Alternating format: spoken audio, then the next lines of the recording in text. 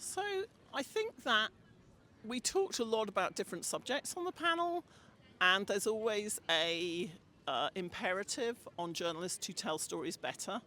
Partly, I think, because lots of people are telling stories who are not journalists and they're doing it well. And somebody who's a very smart person in the audience said, in France we call it histoire. You know, we call the thing that's a piece of journalism an article, because histoire is a story, it's fiction. And I think, you know, the business of journalism means that we have to go with formats.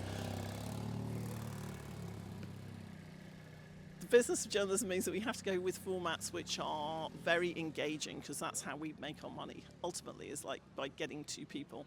And sometimes those formats just are not very good for truth.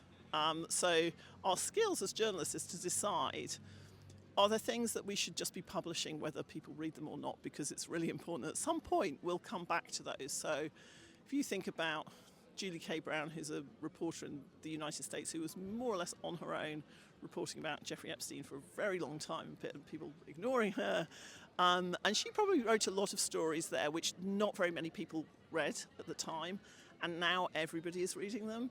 So you have to I think we have to not just change the format of the story, we have to change our expectations of journalism a little bit and be prepared to experiment with everything. Here you are, experimenting, that's good, right?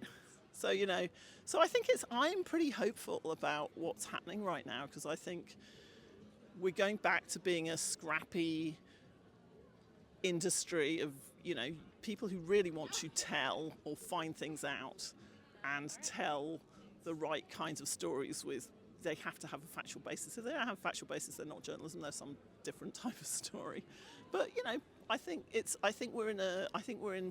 we're at a time when so much is happening to help us, but there's so much that's against us, that's really the fight. You know, I think that's the fight.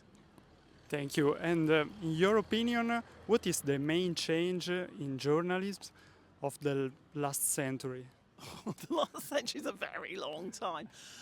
So I do think the internet is the last change, because the big change, because it really meant that, first of all, everything is continual. It's 24 hours, it's multipolar, it's anyone has the power. But isn't it interesting that when anyone has the power, actually the real power has gone up to a smaller and smaller number of bigger and bigger companies rather than, so Apple is now telling us our news, you know, Google tells us our news. And we have to resist as journalists just being like data entry clerks. That's again a phrase that I think one of my colleagues in the journalism world used, saying, you know, that's a big change for us, not being the lens through which everything is seen, and then figuring out what our new role is in all of that and how we can adapt. But we're never going to be what we were in like 1950. We're never going to be the top of the pyramid, but the pyramid is a lot bigger. So, you know, I think that the internet is the biggest change, and maybe actually the mobile phone, maybe the smartphone is the second most important change.